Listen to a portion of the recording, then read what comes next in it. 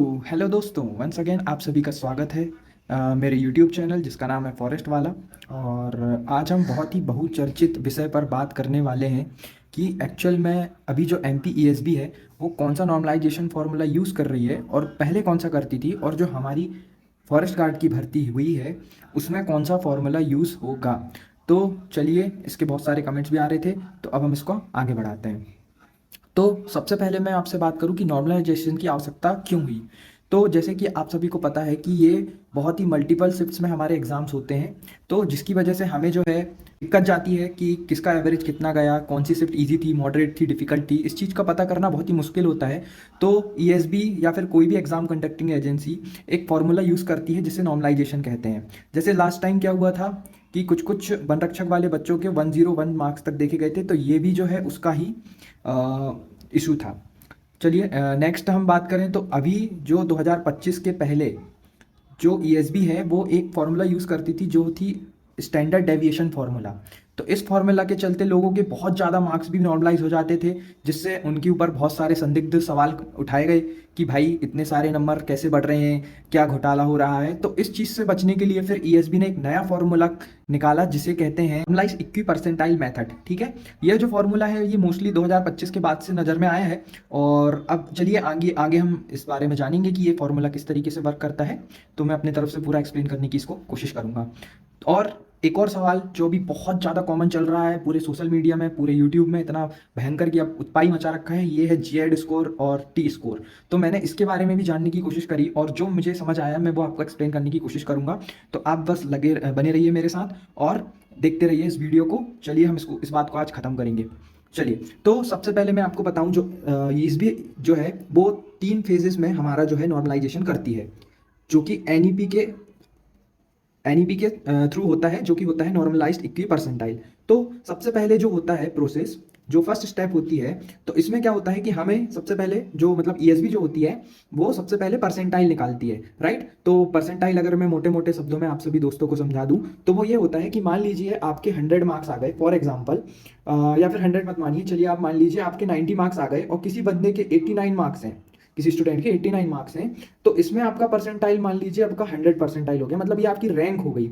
ठीक है, मतलब उस एग्जाम में जितने बच्चों ने हम एग्जाम दिए थे उसमें आपके सबसे ज्यादा नंबर है तो आपकी रैंक 1 है, तो आपको 100 परसेंटाइल कंसीडर करा जाएगा। वहीं अगर आपका कोई मित्र है जिसके 89 नंबर है तो उसका जो परसेंटाइल हो जाएगा 99 परसेंटाइल। ठीक है, ऐसे ये रैंक वाइज मतलब इसका डिस्ट्रीब्यूशन होता है। ठीक है, तो सबसे पहले जो है इस प्रोसेस में ईएसबी जो है शिफ्ट वाइज परसेंटाइल निकालती है। ठीक है, ये जो परसेंटाइल जो है ये मोस्टली सिंगल स्टेज वाले एग्जाम्स में होता है जहां पर सिर्फ और सिर्फ एक एग्जाम होता है। जैसे अभी जो वर्ग 3 का एग्जाम हुआ था और 2 का होता है, 1 का होता है। जो कुछ एग्जाम्स जो होते हैं जो सिंगल स्टेज के होते हैं जिनमें मतलब कि हमें डबल स्टेज नहीं देखने मिलती, उन एग्जाम्स में सिर्फ शिफ्ट परसेंटाइल के बेसिस पर ईएसबी रिजल्ट देती है। नेक्स्ट अगर मैं बात करूं जेड स्कोर की, तो जेड स्कोर जो प्रोसेस होती है वो तब इस्तेमाल होती है जब एग्जाम्स में 2 स्टेज होते हैं। लाइक हम बात करें एमपी पुलिस की, ठीक है, और एमपीएसआई का भी देख सकते हैं। और अभी जो एमपीएसआई सूबेदार जो था और स्टेनोग्राफर वाला, तो अगर आप उसको देखेंगे तो ये सब जो है सेकंड 2 फेज के एग्जाम है, राइट। इनमें फिजिकल भी होगा और रिटर्न भी होगा। तो इन फेजेस में ये जेड और टी स्कोर निकाला जाता है। ठीक है, तो आगे हम बात करेंगे, चलिए। और अगर मैं देखूं 70 परसेंटाइल का, तो मैंने आपको एक्सप्लेन कर दिया है और आप इसमें पढ़ सकते हैं अगर आपको आवश्यकता है तो। और इसमें भी आप देखेंगे कि ये 70 परसेंटाइल एक्चुअली निकाला कैसे जाता है कि सबसे पहले इसमें देखा जाता है कि आपकी शिफ्ट के वो बच्चे जिनके नंबर आपकी से बराबर हैं या कम है, उनका नंबर यहाँ पर लिखा जाता है। ठीक है, राइट। और उसके नीचे आपके शिफ्ट में टोटल जो बच्चे रहते हैं उनको उनका लिखा जाता है, XYZ में लिख देता हूँ, उसको 100 कर दिया जाता है। तो ये जो होता है ना एक्चुअल में ये परसेंटाइल आता है, जो भी होगा 100 है 99 है तो ये परसेंटाइल आता है, राइट।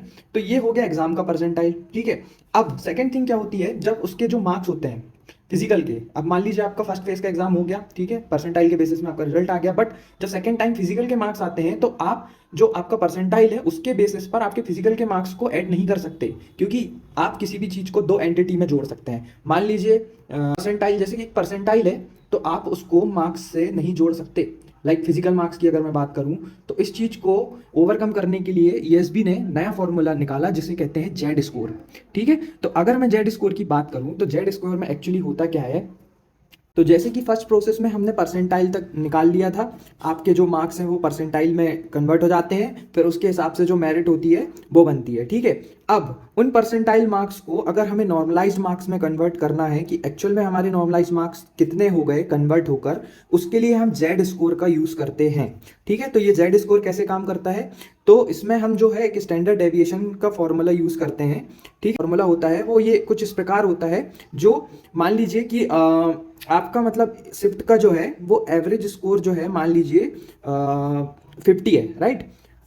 देख लीजिए, मतलब जैसे 48 है, 49 है, 50 है, 51 है और 52 है, मान लो यहाँ से लेके 99, 98 जितना भी हाईएस्ट मार्क्स है, यहाँ से लोएस्ट मार्क्स, इसका एक एवरेज लिया जाता है और फिर उसके बाद ये देखा जाता है कि इसमें आपके मार्क्स कितने डेविएट कर रहे हैं, ठीक है। अगर आपके मार्क्स एवरेज मार्क्स से ज़्यादा होंगे तो उसको +1, +2 या जो भी XYZ में कंसीडर किया जाएगा, और अगर उसके आपके मार्क्स कम होंगे तो +, -1, -2 में ऐसे उसे कंसीडर किया जाएगा, ठीक है।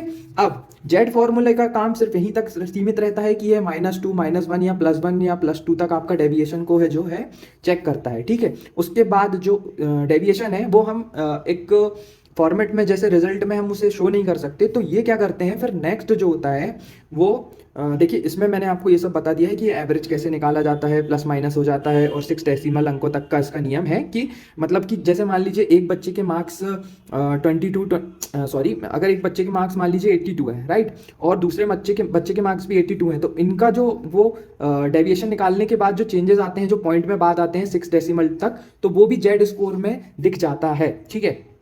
तो जेड स्क्वायर में एक्चुअली हो ये रहा है कि ये -1, -2 जो मीन पोजीशन होती है उसमें जितना डेविएशन हो रहा है, मतलब जो आपके एवरेज शिफ्ट के मार्क्स हैं उसमें जो डेविएशन हो रहा है वो इसमें हम देख सकते हैं, ठीक है। नेक्स्ट अगर मैं बात करूं तो जेड स्कोर जो होता है, जो हमने -1, +1 जो भी निकाला है, उसको हम कैसे एक शो करेंगे कि इतने नंबर आपके बढ़े हैं, इतने नंबर नहीं बढ़े, तो उसके लिए ये टी फॉर्मूला यूज होता है, राइट। तो टी फॉर्मूला जो है इसमें भी 2 या 3 चीजें देखी जाती हैं। सबसे चलिए अगर मैं बात करूं यहाँ पर दोस्तों टी स्कोर की, तो हम टी स्कोर कैसे निकालते हैं। तो सबसे पहली चीज, इसको एक अज्यूम्ड मीन माना जाता है और एक अज्यूम्ड स्टैंडर्ड डेविएशन माना जाता है, राइट। तो अगर मैं अज्यूम्ड मीन की बात करूं तो कुल अंकों का जो आधा होता है उसको अज्यूम्ड मीन कहा जाता है, राइट। और अगर मैं अज्यूम्ड स्टैंडर्ड डेविएशन की बात करूं तो जो हमारे टोटल मार्क्स होते हैं उसका 10% जो होता है, यानी कि 10, हम उसको अज्यूम्ड स्टैंडर्ड डेविएशन मानकर चलते हैं, राइट। अब मैं इसमें आपको दिखा देता हूँ एग्जांपल के थ्रू कि इसमें आपने जैसे कि देखा कि मान लीजिए ये हमने एक अज्यूम्ड मीन ले लिया 50, ठीक है, जो कि वही लेते हैं, और उसको हम प्लस कर देते हैं किससे, जो हमने सेकंड थिंग जो ली थी अज्यूम्ड स्टैंडर्ड डेविएशन, और उसके बाद फिर हम उसको जो हमारा जेड स्कोर आया था, मान लीजिए आपका मीन आपका एवरेज शिफ्ट से मार्क्स +2 या +3 है, तो जितने भी मार्क्स होंगे हम उससे इधर पर मल्टीप्लाई कर देंगे तो हमारा जो है नॉर्मलाइज स्कोर आ जाएगा। तो गाइस आप देख रहे हैं ऐसे जो है हमारा जो नॉर्मलाइज मार्क्स है निकाला जाता है। और अगर मान लीजिए आपका जो है एवरेज मार्क्स जो आपके शिफ्ट के हैं उसमें से डेविएशन या फिर जेड स्कोर में जिसे कहूँ, अगर वो कम होता है तो आपके मार्क्स कम कर दिए जाते हैं, और यही प्रोसेस अभी तक चलती आ रही है और यही अभी हो रही है, जिसकी वजह से बहुत से बच्चों के मार्क्स 15-15 नंबर 10-10 नंबर तक घट रहे हैं, बढ़ रहे हैं, ठीक है। और अगर मैं आगे बात करूँ तो इसी के बेसिस पर हमारी फाइनल मेरिट निकाली जाती है। इसका मेन मोटिव यही रहता है कि आपको जो है दोनों चीज़ों को लेकर चला जाए। लाइक अगर आप मान लीजिए, अगर आप एमपी पुलिस में मान लीजिए आपके 70 नंबर थे, ठीक है, और आपने फिजिकल में भी 70 नंबर लेके आए हैं, ठीक है, तो ये इसका पहले जो है नॉर्मलाइज जो इक्वी परसेंटाइल मेथड है वो सबसे पहले आपको उसका परसेंटाइल देता है, ठीक है। और जब ये परसेंटाइल हमारे पास आ जाता है तो हम इसको नॉर्मल जो हमारे फिजिकल मार्क्स हैं इससे नहीं जोड़ सकते।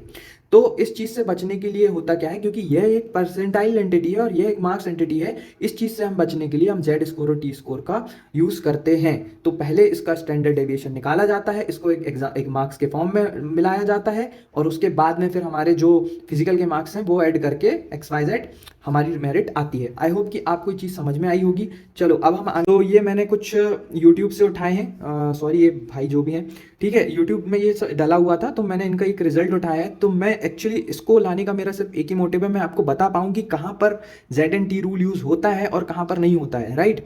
तो देखेंगे तो हम यहाँ पर देख पा रहे होंगे कि ये यहाँ पर सिर्फ प्रोपोर्शनेट मार्क्स लिखा हुआ है, परसेंटाइल लिखा हुआ है, और इनका जो भी है भाई हमारे उनका स्टेटस लिखा हुआ है, ठीक है। तो यहाँ पर हम क्या देख पा रहे हैं, यहाँ पर हमको ना नॉर्मलाइज्ड मार्क्स दिख रहा है, ठीक है, और ना ही हमें यहाँ पर Z N T proportionate marks दिख रहे हैं। और वो क्यों नहीं दिख रहे हैं गाइस? क्योंकि ये जो है ये सिंगल स्टेज एग्जाम था, ये वर्ग 3 के जो हमारे मित्र हैं इनका रिजल्ट है, ठीक है। तो आप इसमें देख पा रहे हो कि इसमें दोनों चीज़ें नहीं है। अब मैं यहीं पर आगे बात करूं तो ये जो अभी कल ही रिजल्ट आया है अपना सूबेदार वाला, स्टेनो वाला, तो ये भाई साहब का आप स्कोर देख सकते हैं। तो इसमें क्या हो रहा है, क्योंकि ये मल्टी स्टेज एग्जाम है, राइट क्योंकि ये मल्टी स्टेज एग्जाम है, तो इसमें देखिए जेड वैल्यू भी दी हुई है। मतलब जेड वैल्यू मतलब जो एवरेज मार्क्स रहे होंगे उसमें से ये इतना वेरिएशन आया होगा, ठीक है। और उसके हिसाब से इनके जो है टी स्कोर भी निकाला गया है, ठीक है। टी स्कोर का फॉर्मूला मैं आपको बता चुका हूँ कि वह कैसे निकालते हैं, और उसके बाद में फिर इनका जो है फाइनल स्कोर आया है जिसमें इनका रिजल्ट है, ठीक है। तो मैंने आपको इसमें यह समझाने की कोशिश करी है गाइस कि इसमें जो है जो 2 स्टेज वाले एग्जाम होते हैं मोस्टली उनमें ये यूज होता है, ठीक है। कौन सा? ZNT method. और जो अपना नॉर्मलाइज वाला मेथड है जिसमें सिर्फ परसेंटाइल के बेसिस पे शिफ्ट वाइज उठा लिए जाते हैं बच्चे, वो दूसरा है, ठीक है। अब ये मैं आपके लिए जो मेरे फॉरेस्ट गार्ड वाले मित्र हैं उन लोगों के लिए लेकर आया हूँ। तो इसमें आप एक चीज़ नोटिस करिएगा कि यहाँ पर जो 3.37 जो है जिस पर ये लिखा हुआ है 0.6, ठीक है। 0.6 में क्या दिया हुआ है ये, एक्चुअली मैंने ये स्क्रीनशॉट लिया हुआ है अपने फॉरेस्ट गार्ड के जो नोटिफिकेशन आई थी। तो इसमें क्या लिखा हुआ है कि परीक्षा का आयोजन एक से अधिक शिफ्ट किए जाने की स्थिति में अभ्यर्थियों के स्कोर का नॉर्मलाइजेशन करने का प्रावधान मंडल के पास सुरक्षित रहेगा। तो अब मैंने आपको ये चीज़ दिखा दी कि भाई इसमें लिखा हुआ है कि ये नॉर्मलाइजेशन होगा। अब ये ESB पर डिपेंड करता है कि वह कौन सा फॉर्मूला यूज़ करती है। क्या वह सिर्फ और सिर्फ जो अपना नॉर्मल परसेंटाइल बेस पर भी कर सकती है, और अगर उसे लगेगा कि अगर हमें मतलब कि उसका परसेंटाइल का स्कोर निकाल कर फिर करना है, तो मुझे लगता है कि उतना ज़्यादा कोई वेरिएशन आएगा नहीं। स्टिल अगर वो लगाना चाहें तो वो इसमें भी स्वतंत्र हैं, वो ZNT रूल भी लगा सकती हैं। बट मेरा जितना मानना है, क्योंकि हम सभी को पता है कि वन रक्षक के जो फिजिकल होते हैं वो सिर्फ क्वालिफाइंग नेचर के होते हैं, तो इस एग्जाम को as a single stage exam consider करके अगर वो देना चाहें तो वो सिर्फ और सिर्फ शिफ्ट वाइज परसेंटाइल बेस के आधार पर भी रिजल्ट दे सकते हैं, ठीक है। बाकी सब चीज़ें मैंने आपको एक्सप्लेन कर दी है। अगर आपको कोई चीज़ नहीं समझ में आती है मेरे भाइयों, तो आप मुझे मैसेज कर सकते हैं। नॉर्मल कमेंट सेक्शन आप लोगों के लिए खुला है। और देखिए इन सब कंटेंट को बनाने में बहुत मेहनत लगती है, तो बस मेरी आपसे एक ही निवेदन है कि आप सब मेरे चैनल को सब्सक्राइब कर लीजिए। आगे मैं ऐसे ही कंटेंट आपके लिए लाता रहूँगा। चलिए, थैंक यू सो मच।